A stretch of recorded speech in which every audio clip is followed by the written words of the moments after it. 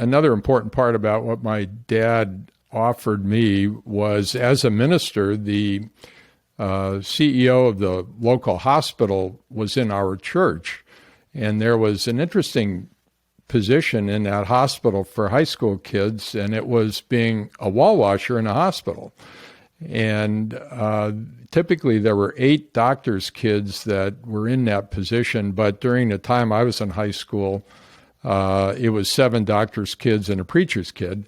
And so I learned over the course of 3 summers a lot about healthcare, and made up my mind right then that I was going to be in healthcare.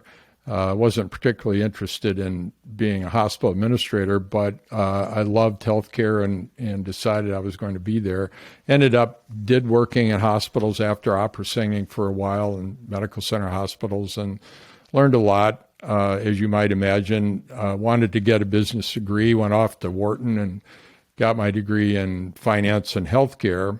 And then it was an interesting time for me because I'd always wanted to go to Wall Street and learn finance, but I realized that if I was going to stay in healthcare, I really needed a clinical degree to go along with the business degree, just to understand all about healthcare and the delivery of healthcare.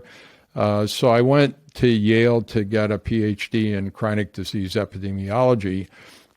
Unremarkable, other than I was basically told by the director of graduate studies that my dissertation needed to be part of the development of DRGs. And it was something I wanted to do anyway. But so there I learned about data and learned about grouping data and clinical data and financial data and so on. And that was very formative to the rest of my life.